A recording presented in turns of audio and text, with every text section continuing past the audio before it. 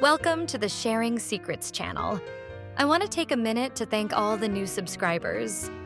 Thank you to everyone who gave us a like. And even if you haven't subscribed, thank you for watching our videos and giving our channel views. But we need your support. So please subscribe and give the video a like. It helps the algorithm and it helps push our videos to more people who enjoy the same content. Okay, now back to business. Today's story was sent to us by someone who wants to be called Natty. It started with a Mother's Day dinner with a twist that pushed boundaries between two couples who had been friends for years. So, grab your partner, grab your wine, dim the lights, and enjoy the story. Tonight's episode is called Mother's Day Soft Swap. So we went out to dinner for Mother's Day with our friends like we always do. Me and Mark and Tyler and Jess, another couple who we knew for years. Jess decided we should spice up Mother's Day dinner this year. Of course I asked how. She mentioned truth or dare. This made us all laugh. The men looked at each other with uncontrollable grins from ear to ear. We all kinda knew what that meant. After all, that's a game we've all played in high school to get laid. But we are all adults now. So maybe I let the curiosity of what that meant persuade me to say, sure, that sounds like fun. It started with Jess's dare, and it never stopped after that. When she first whispered in my ear at the restaurant, hot breath, a wicked glint in her voice, I felt my skin bloom with goosebumps. It was something I'd never even said out loud to Mark, let alone let someone else say to me. My thighs pressed together under the table, more instinct than control. I looked at Mark. His face was flushed. He'd heard her too.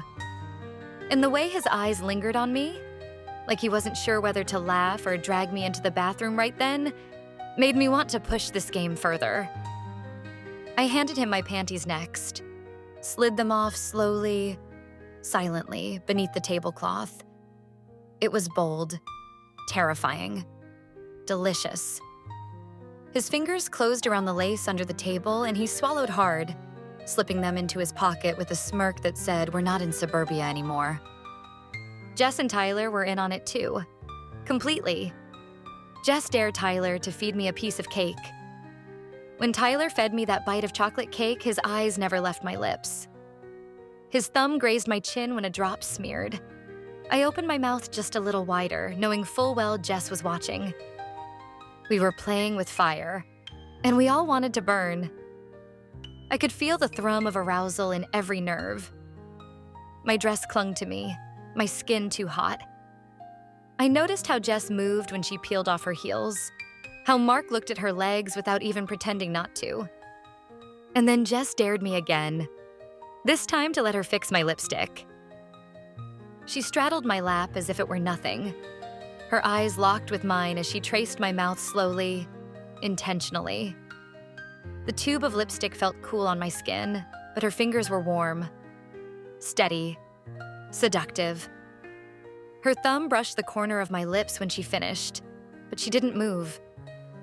We just sat there, close, breathing. I wanted to kiss her. I didn't. Not yet. But the men noticed.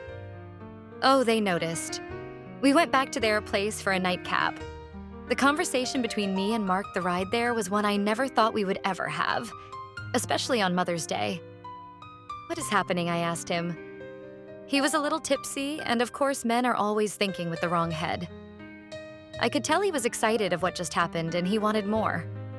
Not gonna lie. That made me drunk with excitement too. He said, "Babe, let's continue to gull have fun tonight. After all, I do feel like we kinda got stuck in a boring routine after the kids came. Let's let loose tonight. Kinda like when we first met. We were full of unpredictable, unfiltered fun. Let's continue to see how this goes. And if you feel comfortable or if you feel uncomfortable, we can stop and go home." The way I understood that was, yup, he wants more. Way more to happen. And as his wife, I felt I kinda should give him this at least once. We arrived to Tyler and Jess's house. Tyler opened a bottle of whiskey. The whiskey was smooth, but not smoother than Tyler's touch. It all happened so fast. It started subtle. A hand on my thigh, then a kiss on the cheek that lingered too long. Jess was in Mark's lap now, laughing in that low, breathy way she does when she's just tipsy enough to forget the rules. Or maybe she was pretending to forget. I didn't care. My heart was pounding, not with fear, but with anticipation. Mark looked at me. His gaze asked a question I never thought we'd ask each other. I nodded.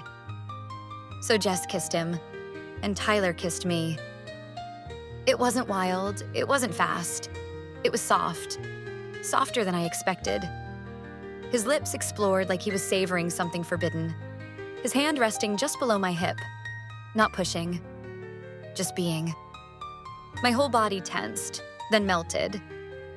The kiss deepened, and I let it, wanted it.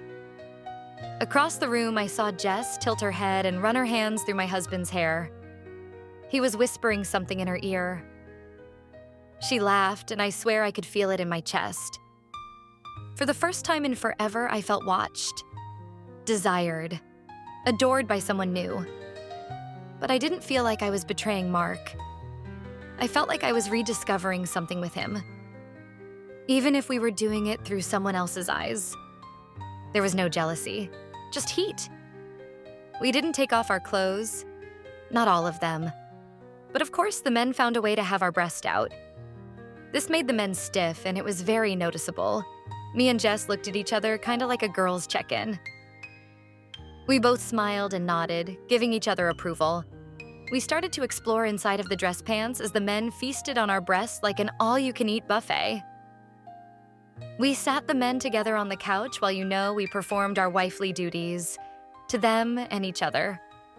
It was so crazy, so exciting. We didn't cross every line. I mean, there was no penetration, but we played with fire. And then, slowly, it finished.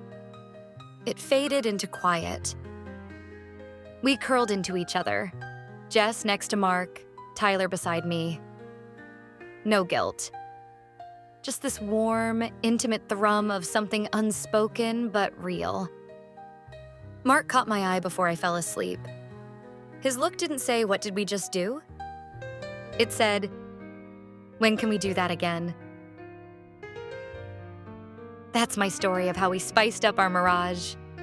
And yes, of course, our dinners with Tyler and Jess did get more intimate after that. Well, that's the end of tonight's episode. Not gonna lie, I thought that was pretty hot. I can't wait till she spills the beans on what happened next. I'm pretty sure with a friend like Jess, anything is possible. If you want her to send us an update or tell us what happened on the next date night, comment part 2 down in the comments.